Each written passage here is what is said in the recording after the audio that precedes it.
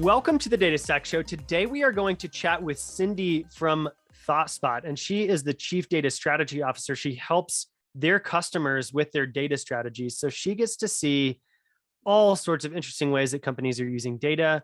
And she is actually, as we'll find out, a user of the ThoughtSpot product herself. So she knows all the ins and outs.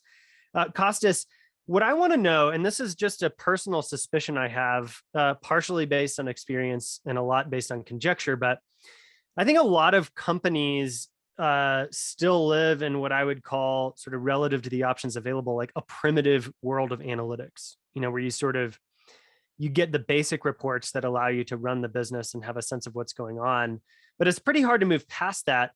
But that's based on my own limited view. And Cindi, has worked in data analytics for over 2 decades. And so I think she'll be able to help us see, is that actually the case? So that's more of my personal burning question. How about you?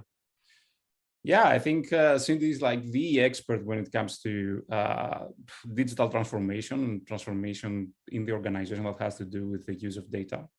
And she has seen this happening starting from the mainframe and doing analytics on the mainframe to the era of cloud that we live today. So I think there's a lot to learn from here on what it means to adapt and use your data and what it takes to do that, as part of an organization. So yeah, I'm really looking forward to chat with her. I think today it won't be that technical of a conversation, but I think it's going to be a very, very unique conversation. I agree. Well, let's dig in. Yeah, let's do it. Cindi, welcome to the show. We are so excited to talk about all things analytics and even more with you today. Thank you, Eric. My favorite topic. All right. Well, could you just tell us, you've had such an interesting journey in analytics, because you really were doing the actual work of analytics when it sort of became a real thing, in terms of technology. So can you start there and just sort of tell us about your journey and what you're doing today?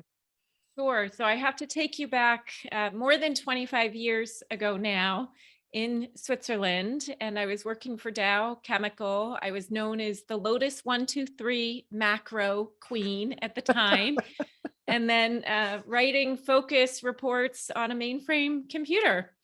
And, lots of detours, or let's say different paths in between.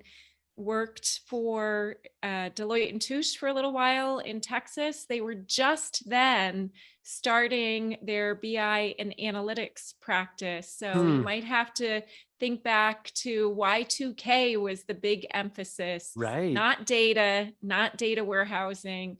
So we were starting that practice. And then I started my own company, the BI Scorecard, which there were two emphases. There were two angles to this business. One was comparing BI products, hands-on, kind of the consumer reports of BI. And the other was helping organizations have a bigger impact with data. I licensed the rights to that research to Gartner and joined Gartner in 2015. And then joined ThoughtSpot, coming up on 3 years now in 2019. Wow. Okay. I just have to ask, is there a particular report that sticks out in your mind from your time at Dow Chemical, that was particularly challenging or surprising or? Yeah, because it was the first, you remember the beginning and the end, I guess, but it was the first one where my manager at that time was asking for plant capacities, and he felt like it was not possible because our product codes were in one database and capacities were in another. And they didn't think it was possible. They thought I would have to download everything into spreadsheets, merge it together, and it would be a one-off analysis. I'm like, no, I think, we can merge these different tables in the different databases. And he was staggered that we did it. It also stands out in my mind because as we iterated on this, really the question he was asking was not just what are the capacities, but it was the why. And it was because there were some cracks in a new facility we were bringing online, and he wanted to take it offline for a period for some maintenance. And he couldn't do it in time. The cracker exploded. Nobody was hurt. But I go back to that because I think Bob Lee was the manager. And I was like, if Bob could have asked his own questions, like you can in ThoughtSpot, we would have been able to just operate faster. And so I just look at how the technology has changed, but the problem of letting the business people ask their own questions, that problem still persists. Fascinating. I want to dig into that, but let's just touch base on the technology side of it. So one thing that I would love your perspective on is you have been working in and researching analytics tools, since the beginning, right? And I think in many ways, like you had a front row seat to sort of the explosion of analytics tools, right? I mean, there are just so many out there. There's tons of different ways to do things.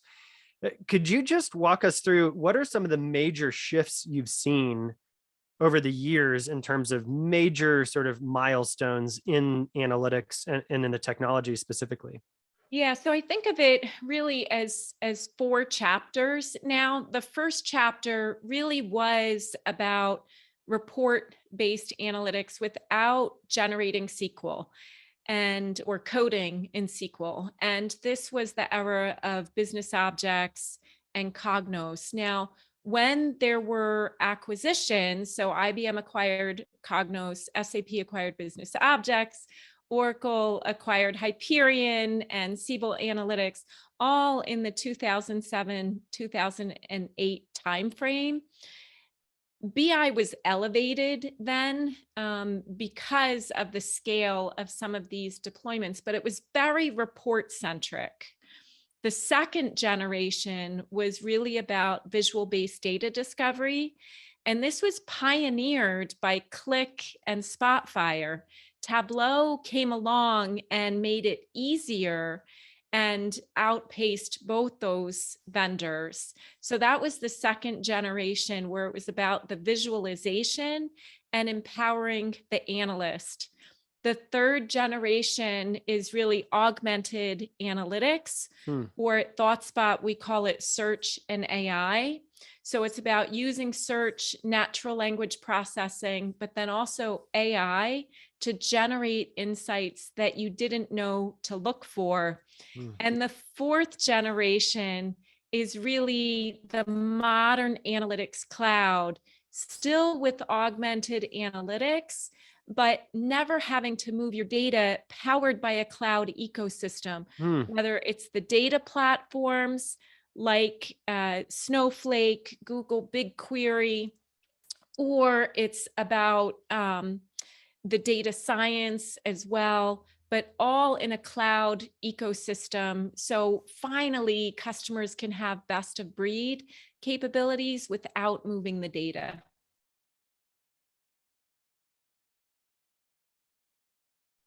I'm sorry, I was muted. It's like, do you want me to add the timestamps on that? I can remember the years of each of these shifts. Kostas and I go back and forth. They'll cut it out, but it was great. I was like, it's Kostas' turn. All right. So you mentioned that we have like 4 stages, and we are, from what I understand, already in the 4th one, right? Like the modern analytics cloud is like under formation right now. So at what stage of this stage in terms of maturing we are, like how you have seen companies embracing like the clouds, and what has been built and exists out there, and what remains to be built and figured out? Yeah, so really you can't do analytics without your data, and you can't get to granular analytics without the scale that the cloud offers. So if I think about where was cloud data platforms, if we go back to say, a few years ago, less than 10% of the data was in the cloud. The pandemic really has accelerated every organization's migration to the cloud because it accelerated digital. As soon as you're digitizing all your customer interactions, then you get into the volume of cloud. It also is the growth of these cloud data platforms. I mean, Snowflake last year, the biggest IPO period in the software industry. So I think it gives that credibility and comfort that cloud is the way to go. And there's predictions out there that by like 2023, more than 80% of the data will now be in the cloud. We'll still have some on-premises data stores that people just won't go back and re-platform, but that's a huge change from just 10% a few years ago. Oh yeah, that's incredible, actually, from 10% to 80%. That's crazy. And I know that ThoughtSpot like started as a company that was very enterprise focused, right? With a lot of like on-prem installations, and did like the migration to the cloud. And this happened like in, I don't know, like 2 or 3 years. So it's not like a lot of time, right? How you have experienced like all these companies that you were working with them like 3 years ago, and they had like these on-prem installations going to the cloud, like how this process of moving into the cloud has happened, and has happened like also so fast, right? Like it's... Yes, it has happened fast. So sometimes I feel like I'm watching a movie. I feel like I'm watching an action movie. And I do think what ThoughtSpot has accomplished in 2 years eventually will be written up as a Harvard Business Review case study, because I look at some organizations, let's say Adobe, for example, and their transformation, or even MongoDB, and how long it took and how quickly we were able to shift, really. And there were 2 big shifts. So as I mentioned, you can't do analytics without the data. And our customers were asking us to we started also leveraging our own highly scalable distributed in-memory engine, Falcon. That was the first generation of the platform. But then our customers were asking us, well, as we implement Redshift or Snowflake or Google BigQuery, we don't want to move the data again. So help us connect to that. And so we released what we call Embrace Mode in early 2020. And that was the first part of the journey to the cloud. Now, many of our customers were running already in a private cloud, our software. So that was also part of it. So here we are, January 31st, 2020, we released these 4 connectors in Embrace Mode, and the pandemic was just starting. So think back to that time. And we knew and saw that organizations that had already started with ThoughtSpot were handling this chaos of the pandemic better. They were handling their supply chains, their working capital better. And we said, well, how do we enable this for organizations of all sizes? And for that, we needed to go to a full SaaS offering, software as a service. So ThoughtSpot Cloud, we released early in June of 2020, had some beta customers there, and then fully launched it September of that same year. And now cloud accounts for, I want to say 85% of our new customers, and now 60% of our annual recurring revenues, roughly. So that is a huge shift. It's fast. And I think a lot of it is that we had the foundations already there for scale. But then I also think it's the mindset of this team that our customers needed us to do this. Yeah, okay.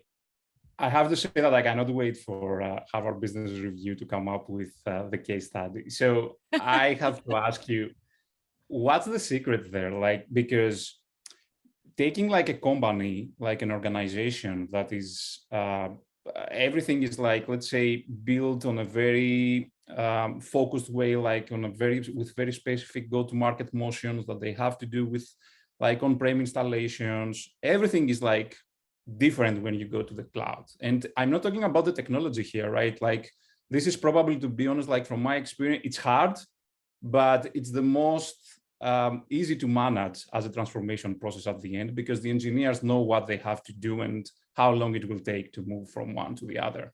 But changing the culture of the organization, like talking to your sales teams and like tell them that like now we do something different, changing the language, the positioning for marketing.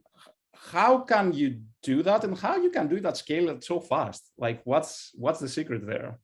Yeah, so there's a couple parts to this, Kostas. I think first off, the founders and the executive team make the hard decisions.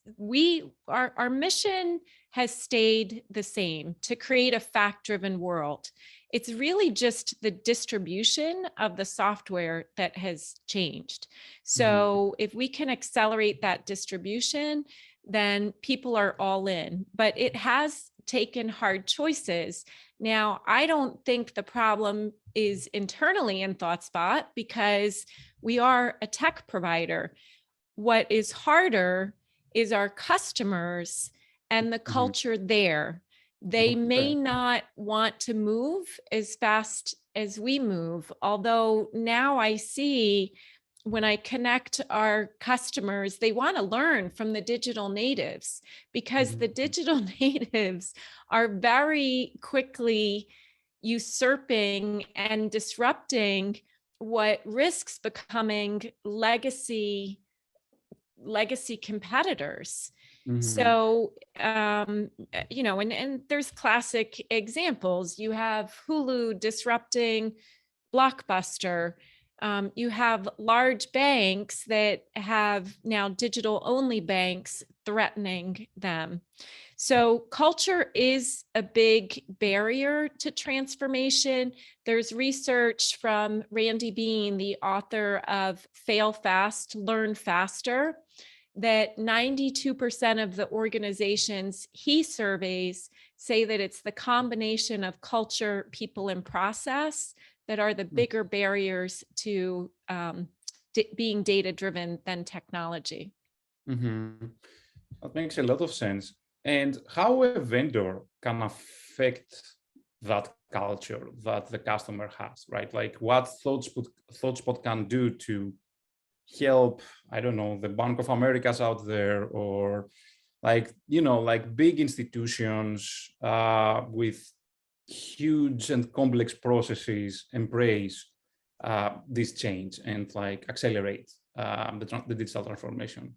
Yeah, so there are some best practices here. One is start small and align to a particular pain or opportunity, and take that as your proof point for the new operating model of where you want to get to. Emphasize the why, not the how. The technology and cloud, that's the how. But the why, maybe for a banking customer, it might be delighting your customers and getting an increased share of wallet.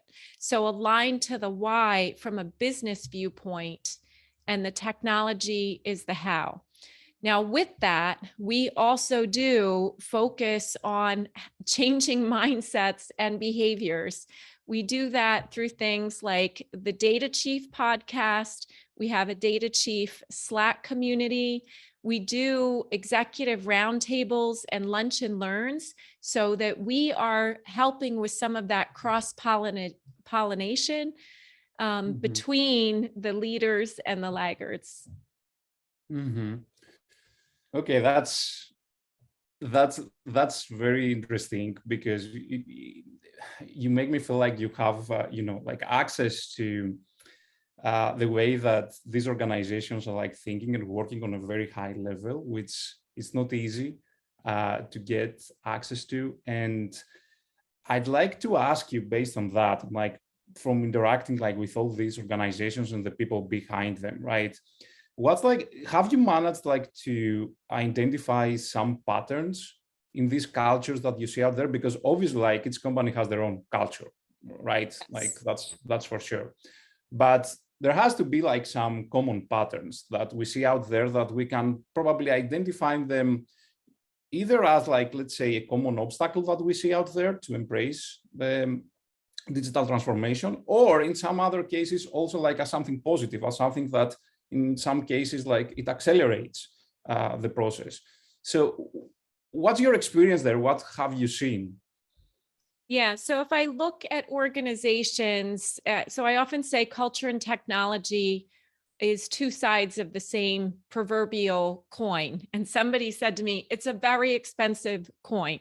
But if I look at a company that has a legacy data stack, so they're not in the cloud yet, they're still either just based on that second wave, or even worse, the first wave report centric, then I will see a culture of complacency, settling for the status quo, siloed thinking, distrust between IT and the business, and resistance to change, lack of leadership.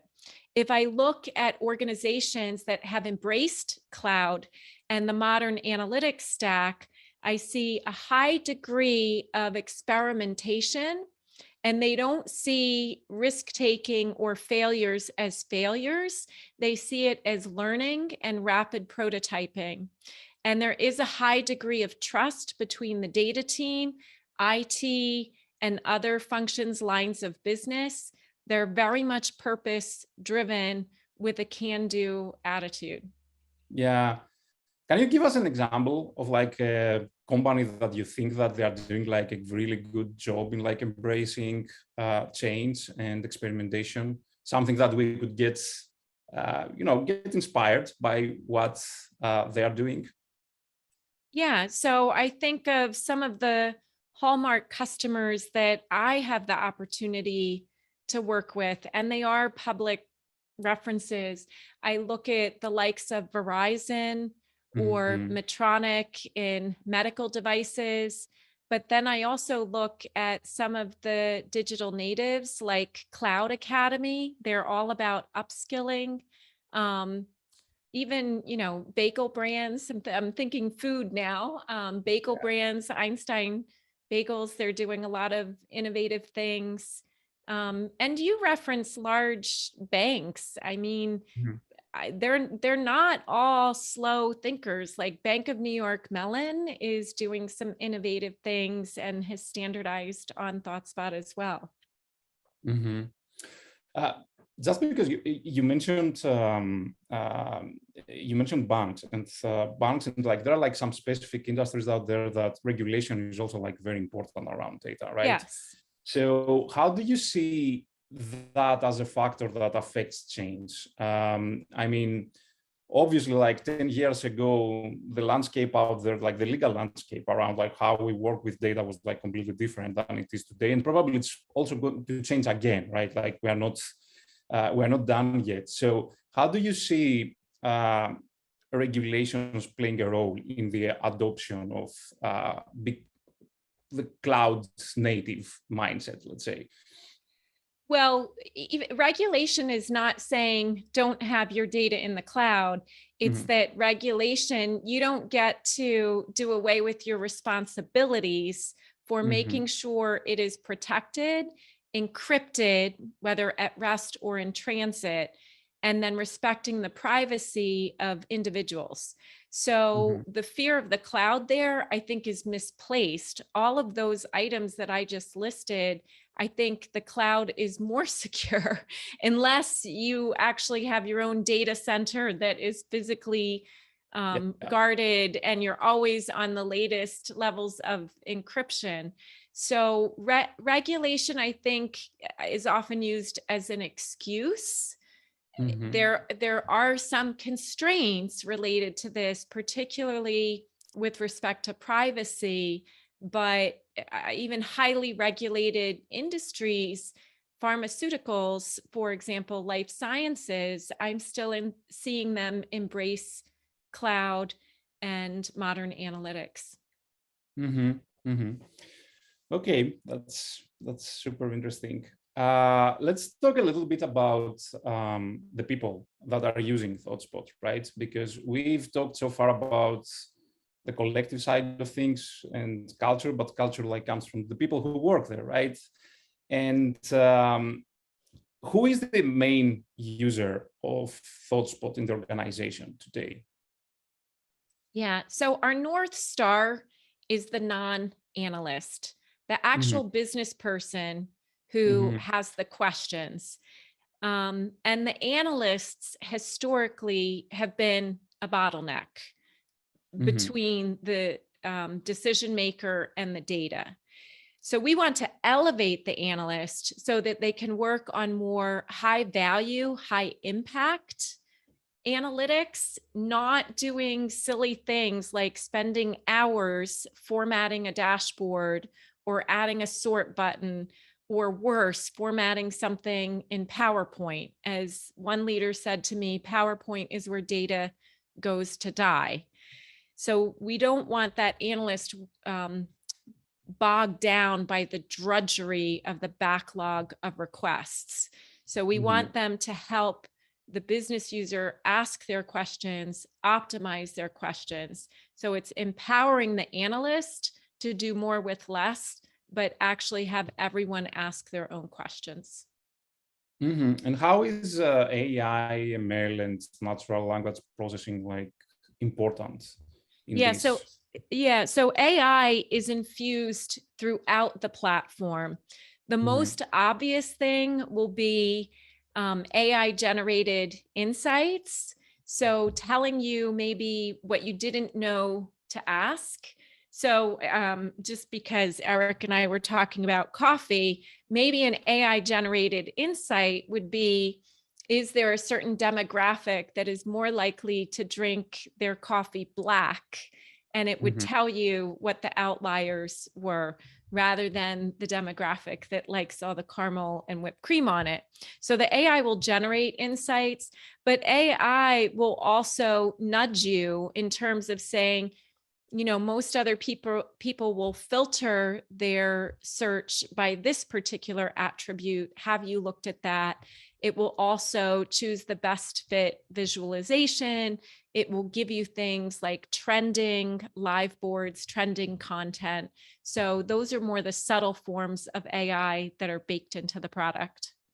That's super interesting. And I mean, I think that our industry, like since its inception, I mean, is trying to do exactly that, right? Like to empower non-technical people to ask questions to the data and get like the answers that they are looking for.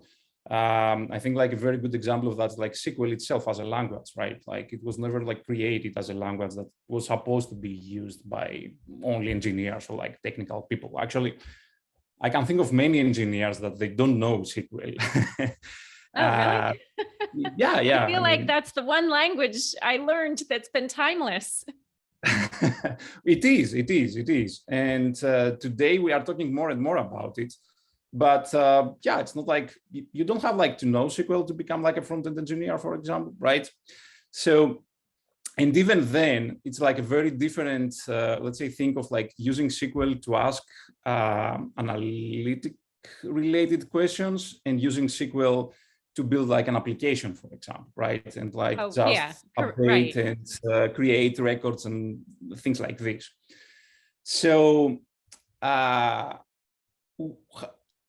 close are we? Because to achieving that at the end. I mean, I know that like, I understand that like ThoughtSpot has done like a lot of innovation and like more and more like business users out there are like able to ask their questions without the need of like even probably knowing like SQL. But have we achieved this, let's say, vision that like exists in the industry for the past, I don't know, like 30 years, probably, maybe more? Or we still have work to do there and there are like still problems that we have to solve. Like, how do you feel about this? Well, as an industry, of course, there is work still to be done. And in ThoughtSpot, we say we are only ever 2% done, because we really want to make it easier and more pervasive. So if I look at some customers and that have been on this journey longer with us, I'll take Schneider Electric, for example. You know, and this is where we were talking about best practices, aligned to a particular mission or vision, the why, and then ThoughtSpot is the how, or the technology is the how. Well, Schneider Electric really has a mission to ensure all people have access to energy. It's a basic human right. So part of their goal in rolling out ThoughtSpot was to free up people's energy and to enable, they started mainly with a people analytics use case to identify top talent, to make sure that they retained the top talent. And their adoption rate is 78%. Those are not analysts. These are people managers, HR professionals. And if you think the industry average is about 25%, and that's mainly power users. So individual organizations, I would say, are there, but as an industry, we're nowhere close. Yeah, that's go ahead, Eric. That's fascinating to me, and I actually want to. So those numbers are pretty wild. So 25% adoption, mainly by power users. I actually want to circle back and ask a question about the AI sort of enabled analytics or insights. Of course in ThoughtSpot, but just in general. And I'm saying this in part because it's really interesting to hear about, are the power users leveraging the AI insights is one question that comes to mind. But I think even beyond that, and I'm speaking a little bit from just personal experience here, as AI assistance and analytics has sort of become more common, even in a tool, say like Google Analytics, right? Where now you're getting served, oh, your number of sessions from this particular channel is, lower than last week, right? A lot of times I will just dismiss those, right? Because it's like, okay, I kind of know what I want, and I don't really know what's going on under the hood there. Like they're producing some sort of insight and they don't really understand my business context or the questions that I'm asking. And so this is complete conjecture, but it wouldn't surprise me if there's a low rate of adoption for AI assisted analytics, because especially the power users, like on some level, they're like, I don't trust this as much as I trust myself, or like that I trust my SQL. Like, I know I can get to the right answer. Like, do I trust this machine to what if they give me the wrong number? Like that could really screw things up, So I just love your perspective on that. Yeah. So Eric, it's interesting because designing for openness and trust are some of our key design tenets. And you're not going to trust black box AI. So what we give you is full transparency into seeing what was the SQL generated, what were the algorithms used, and even what were the inputs to that model. And you can control, maybe there's certain attributes, or if you're a data scientist, features that you don't want to be input into that model. So really without that transparency, it can create noise, and we don't want noise. Yep. Super interesting. Yeah, that's fascinating. Eric, I have a question here. So Cindi, that's like very interesting what you just said right now. So you give like all the auditing trails that are needed there for someone to go and audit what's going on, but who's responsible for that? Who's going to audit the AI? Because the power user, I mean, and that's like the interesting part here, right? Like we create abstractions so we can let the people that do not have like the technical knowledge to go and use the technology.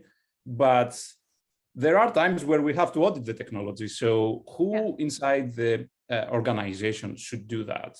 So this is where we see the role of the analyst shifting from just a drudgery dead-end dashboard developer to what we call the analyst of the future. And we're seeing an emerging role as well for the analytics engineer. But this would be the analyst who is optimizing the AI or looking at the AI generated insights. But they don't have to code it. If they want to take something and pass it back into a full data science platform, they can do that. But we don't want it to be a blank canvas. We want to give them that starting point. That's super interesting. Like, I love this, how empowering, let's say, the end user or the non-technical user also like transforms the existing roles. So it's not like the roles get obsolete, they just change and they have like a different focus. Right? Yeah, not obsolete, no way. And look at our labor market. The need for talent in this space is so tight. I was talking with a customer last week, a new customer, and I think I can share, he's a pricing manager, and he said, I lost my analyst. He's like, I'm not a data person. I just need to figure out this pricing and the prices that we're setting. And he could teach himself ThoughtSpot. And he said, thank goodness I can, because we haven't been able to fill this rec for this analyst that we need. So we have to let the analyst stop the lower value work, teach other people to fish, and that frees up the time for the analyst to get to the new data sources, ingest them faster, but then also work on these AI optimizations. But Cindi, one question there, because I was actually thinking about this, and you just said it, the education piece of it. So, and I'll use a specific example, maybe that will resonate, with some of our listeners who have worked on the analytics side. So I love the idea of this self-serve, let's let the decision maker, let's empower them, right? And in many ways, I totally agree with you. Like, let's remove the drudgery from like the whole data engineering, like analyst role, right? Because it is just report building can be brutal, like cleaning it up, redoing the visualizations 20 times, all that sort of stuff. It's like, great, if we can get rid of that, like everyone will be happier. But there is an educational component, right? So if I think about, I'll just use a specific example. We were working just on our team on some cohort reporting, both rearward facing and then sort of forward looking, forecasts. And those can be incredibly helpful, but if you're not familiar with it or you haven't looked at them a lot, it can be a little bit disorienting, right? It's kind of like, okay, it's like, okay, I need to think about like, this isn't, point in time reporting, on a timeline, for everything. It's like related to just a very specific subset of users, and sort of, there's the time decay elements and all that sort of stuff. What are the ways that you've seen that sort of education happen best? So you just mentioned the analysts sort of moving from maybe just a report building type role to actually actively educating. Do you see that in the products, ThoughtSpot, other products as well? Is it the responsibility of the analyst? Is it a cultural wide thing? It's all of the above, Eric, but think about what you described. You used the word cohort. Some people may not even really know what that is. And as an industry, we have spent so much time trying to teach business people or non-analysts technology. And we don't get to teach them the language of the business and then the more finer grained analytics, whether it's clustering or cohorts and what have you. So what we have to do is make the technology so easy that we can shift the focus to the data and what is it really telling us. So I'm daughter of a DJ here, so I use music analogies. And I think about how you create a Spotify playlist today. Did you watch a YouTube video to learn how to do that? Did you read a manual? Did you go sit in a training room class? You learned it largely yourself. Now, I'm going to suspect my college age kids probably gave me a few tips to get going. But I think of my father, the way he would create his playlists and the sound system, you really were a professional. The same thing has to happen with data and analytics. So the analyst may teach the business user the starting point. So give them a live board as a starting point, and they might become a coach or somebody. I love this term. Somebody used the word a data Sherpa. So kind of a guide, just a quick half hour. Here's how you get started. You might follow up with some lunch and learns, and then more sophisticated things are baked into the product. Let me show you your data. Let me show you how to explore this cohort, for example. But teaching the language of the business, then this is really data fluency, and that has to be ongoing at all levels. Sure. Yeah, I was talking with someone who worked on the analytics team at Zwift, and they're doing some really interesting things, but they, it was so interesting. They said, we do monthly lunch and learns with our marketing and sales teams, right? And so like we actually push reports, and then we'll do like a, lunch and learn, and we'll walk through it, and they can ask questions. But what struck me about that was, I was like, wow, that's so simple, but so great. And then I thought, it's so rare, right? I mean, it just seems like so few companies actually do that. Would you say that's true? I don't think that's true anymore. Or every customer that I work with, they are doing lunch and learns or data and donuts, things like this, ThoughtSpot Thursdays. So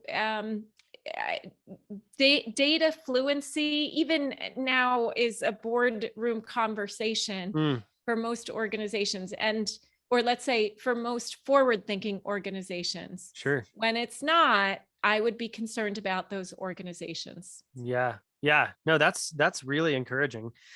Similar question, just around analytics. So if we think about the analyst who's just doing report building, I think in that environment, a lot of times you are kind of limited to sort of your basic analytics, right? I mean, you have these like unbelievably powerful tools, and you're doing the most basic, sort of 4 or 5 reports, that you kind of use to manage the, the couple of KPIs that drive the business, right? But there's this whole world available. Do you see a distribution of that? I mean, and I know ThoughtSpot customers, it sounds like they're a little bit more forward thinking. Industry wide, though, do you see a lot of companies that are sort of using powerful analytics technology, but are still sort of in the kiddie pool, as it were, in terms of the analytics that they're running? So just stuck in descriptive analytics. So I think of these tiers: descriptive, what's happening, and that's report centric; diagnostic, exploring the why; and then predictive, what's likely to happen. I actually don't like the term predictive, or it's too confined, because I think about segmentation, that is in advanced analytics. And then really prescriptive, what is the action I should take based on this insight? And so we do know that many are stuck in that very basic descriptive reporting, but I think this is where, again, the best companies, they are well on their way to diagnostic and predictive. Got it. Super interesting. Yeah. It's really encouraging to hear, actually. We all have our own sort of little slices of the world that we see. And it's really encouraging to hear, sort of in your wide purview, that there is a big change happening in the industry, and that a lot of these problems, sort of seem like, okay, we're stuck in descriptive analytics for like years, and now organizations are breaking through that. Yeah. And maybe, so because you say the lens or the bias that we view things through, so I think it's important to dwell on that for a moment. One of the reasons why I joined ThoughtSpot is when I was at Gartner and I would do customer reference calls, it felt like I was always talking to the more innovative companies that were ThoughtSpot customers. Oh, interesting. And so I do think, my lens now is very much the leaders, and they're also creating new markets. So another customer from Europe, now also part of the US brand, Just Eat Takeaway. Food delivery was a niche segment 3 years ago. Mm-hmm. Now look at the volume of data you're creating from your app and then powering restaurants to tell them what people are ordering.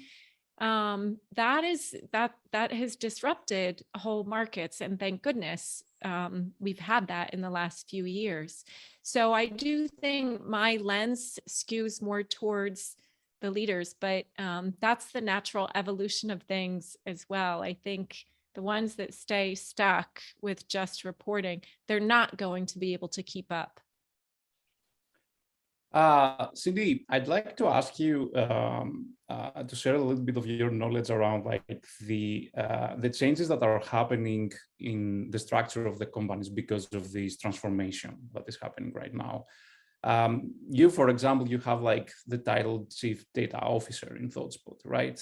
So what is the role of the Chief Data Officer, and also what other roles you see emerging or changing, or getting transformed? We mentioned already the data analyst, how from being, let's say, the person who is going to build and maintain dashboards, becoming like something different to support this new environment, new reality.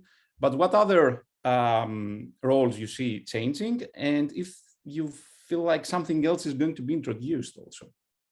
Yeah, and to clarify, so my official title is Chief Data Strategy Officer, because I work with our customers on their strategy.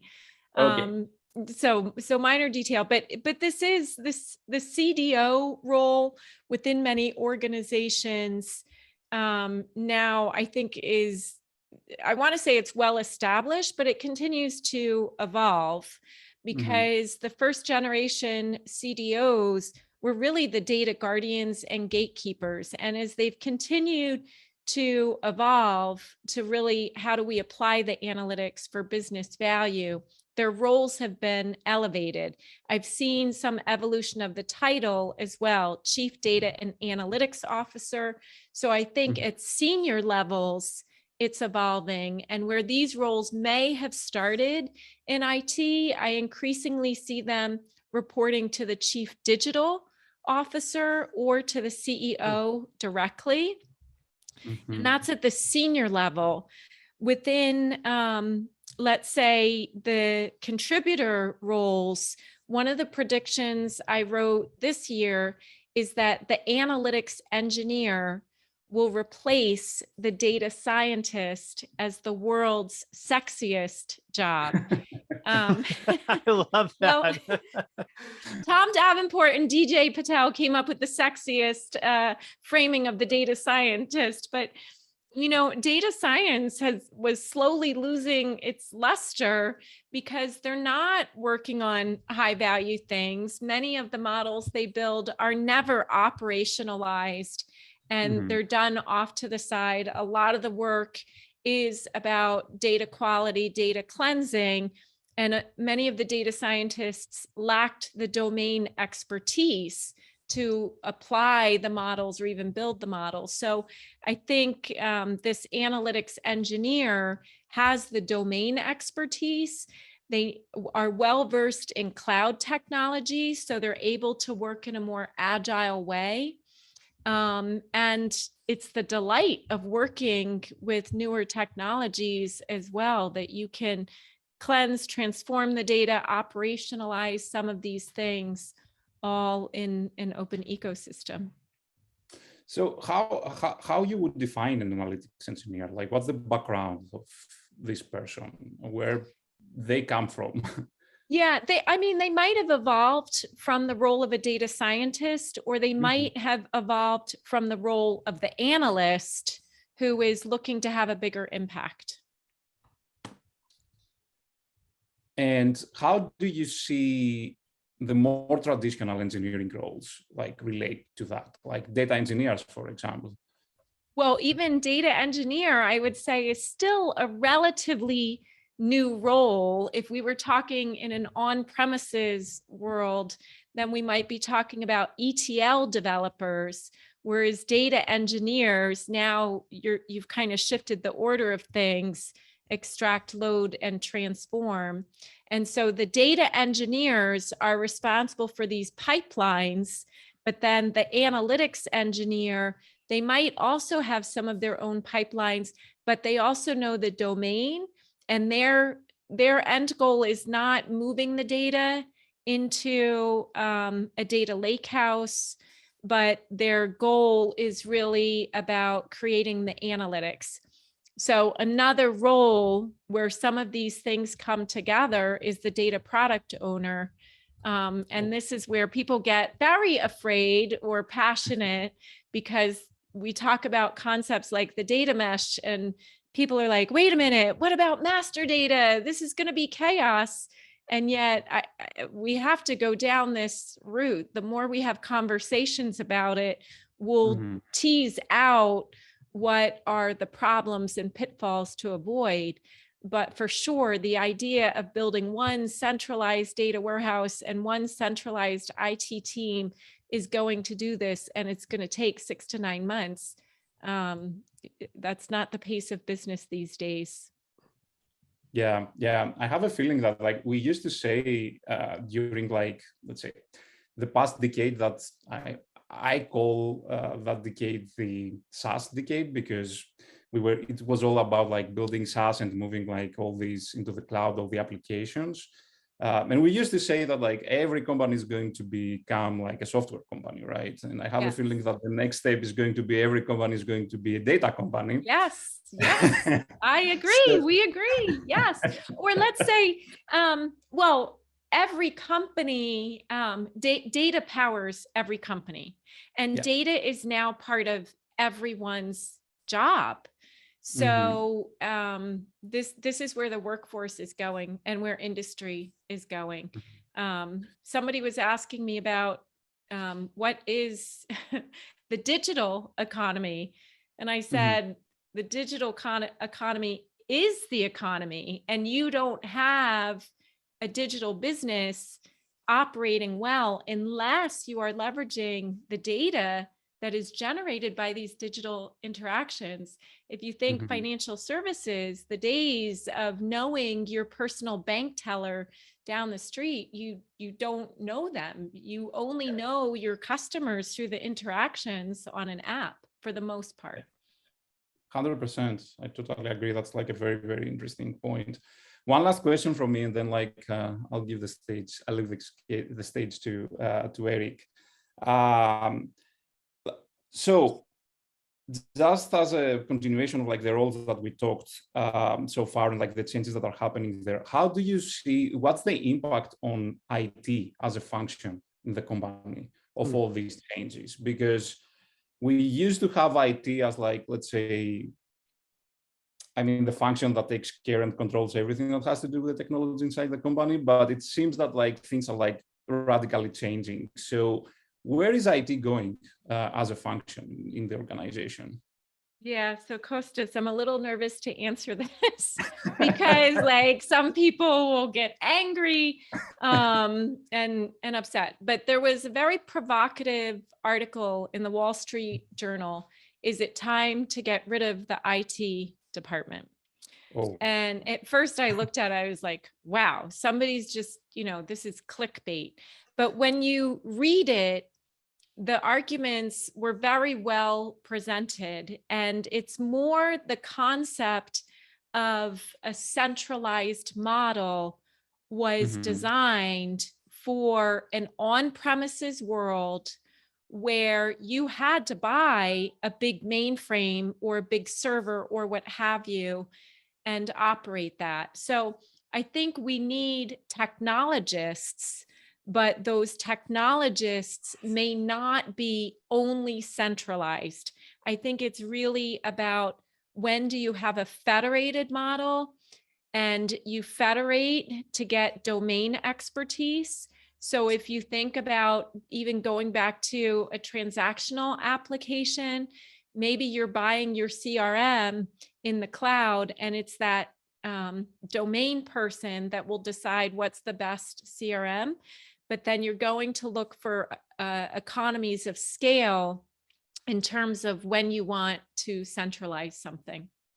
So I think it's still about, you want centralization for some governance and career development, but every domain will have a technology aspect to it.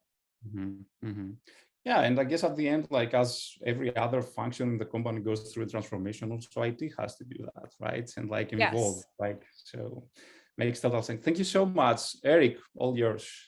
Yes, well, I think we're close to time here. I just have one additional question for you, Cindi, and I was going to say this is a personal question, but maybe it's actually not. Do you still enjoy like digging into the numbers and doing analysis? I know that you run a lot of strategy, but Yes. I also know, even just on a personal level, it's not always a great use of my time to sort of dig into reports, but I still love doing that for some reason. And just with someone with your, sort of history and experience, I'm just interested to know if you still enjoy doing that. Oh, absolutely. I do. Even this morning, actually, there was a new feature that we released on the platform. I'm like, oh, let me try that. And then it was like, oh, which data set do I want to do this with that I actually am allowed to share? So as a business, I look at our customer satisfaction numbers. I look at our interactions. I look at our sales. I also look at the diversity that we have in our organization, as well as in our industry. So my husband told me he had to ban the word data on our anniversary. He's like, for one day, can we just not hear that word data? And then I think we had the news on, and data was on the headline. So I think I still had the last word there. That's so great. No, that's really fun. And it's really, it's just fun to hear that, even though you've sort of done so many interesting things with research and strategy, that you still have a love for digging in. Well, the other exciting thing is, Eric, so having done this for 25 years, I feel like it's now, finally, this will be the defining decade for data. It's not some afterthought. It's really a forethought, and it powers business. I love it. And it makes the world a better place, but maybe we have to save that for another conversation. Yes. No, we definitely should. Cindi, this has been such a wonderful conversation. We've learned a ton about really the history of analytics, and then also the way that the most forward-thinking companies are doing this, both from a technology standpoint and, I think more importantly, a cultural standpoint. So it's been really helpful. Thank you so much for your time again. A pleasure talking to you, Eric and Kostas. Okay, here's my takeaway, Kostas. I thought about this a lot actually throughout the episode, maybe to the point of getting distracted, but you asked some good questions, so that didn't matter. So thank you for that. But it was really clear that some of her earliest experiences as an analyst working for Dow Chemical were formative in large part because they had an explosion in a plant. Which could have harmed people. I mean, no one got hurt, but the way that she described remembering that experience, and then that being a really driving, a big driver behind her passion for even the product ThoughtSpot, and saying, if we had this, we could have avoided it.